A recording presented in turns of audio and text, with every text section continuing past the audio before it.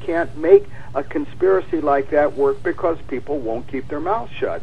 And I think that's the same thing when we talk about Natalee Holloway. The idea that Beth was on a plane and heading down before Natalee disappeared, people roll that out because they want to believe something different. Whether they want to... When I was down in Aruba, I had anywhere from taxi drivers to cops, Aruban cops, that would tell me, oh, we know absolutely that Natalee and her mother didn't get along together, so what really happened is that the Kalpoe brothers and Joran van der Sloot, actually, Natalee came to them and said, please smuggle me off this island because my mother was so oppressive to me that all they did was help her escape an oppressive mother. And there were people who swore that was the absolute truth, although there was nothing to back it up whatsoever. Absolutely, just utter crap. You look at van der Sloot and this recent confession and other confessions. This case has been so on again, off again, right from day one with the evidence and the arrest and the release. It's like a bad fishing show with catch and release. We all hope, and we hold back hope, that someday a case like this will go to court. I've always said that justice is served many different ways, and justice can be served best by bringing Natalee home. But in your professional opinion, Clinton, as someone in law enforcement for a long time, do you ever see this case with Aruba being Aruba coming to fruition, actually going to court?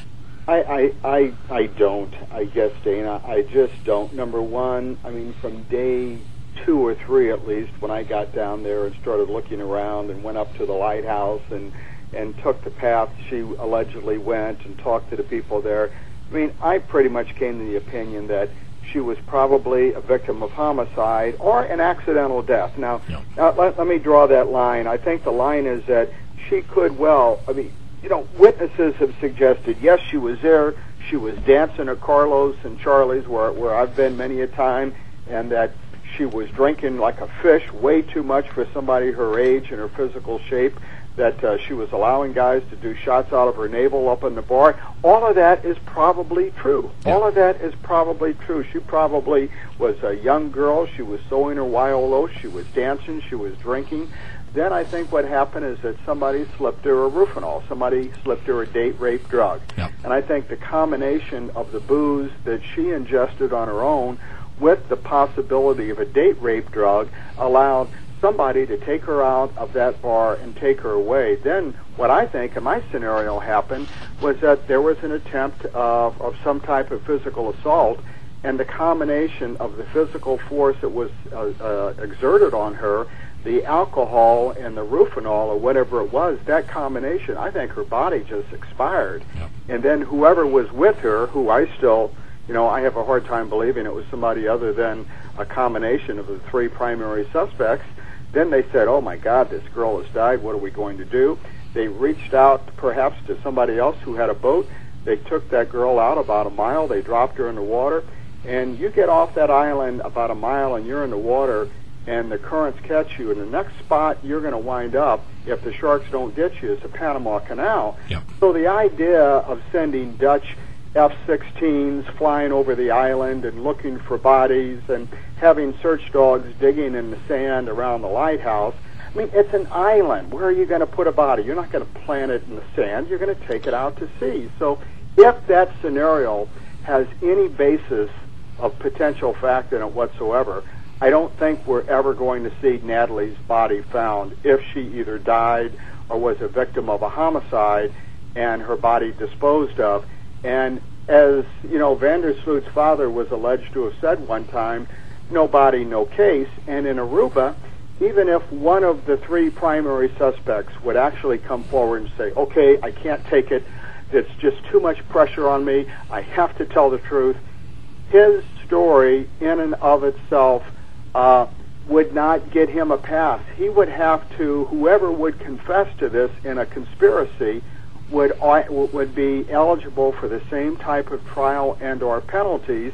And these guys have told so many stories so many different times. Again, as the judge said in this last undercover case by the media, where van der Sloot allegedly spoke about his part in her disappearance, they've lied so many times we can't believe it. So, Dana, I find it hard for me to believe that law enforcement there now, number one, wants to solve the case, number two, is capable of solving it, and number three, that there is enough evidence for proof beyond a reasonable doubt to allow the case to be either indicted and or prosecuted and have a conviction over it. I just don't see that happening. And I think you said it best when you said even in Aruba, or only in Aruba, you can confess to murder and not be tried. It's it's unbelievable. You know, the red flags that all popped up and the outrage, not only from the family but from everyone that watched it.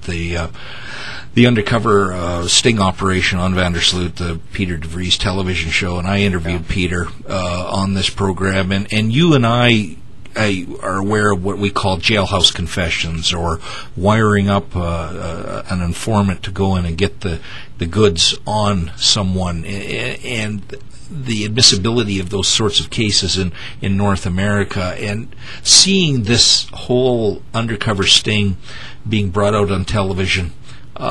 Did that hurt it by coming out on TV before it went to the prosecutor, or was there just no way this was going to go anywhere anyway?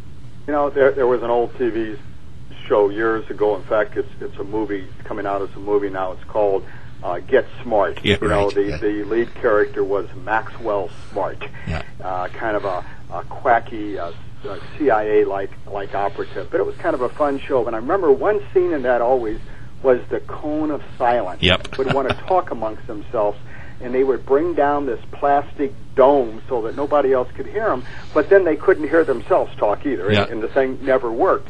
Well, my career as an investigator, in the FBI, you always wanted a cone of silence as far as the media is concerned. It's like, let us go out and work the case, let us gather the evidence, let us lock the witnesses in without being tampered or contaminated by the media, and we can make this case go, perhaps.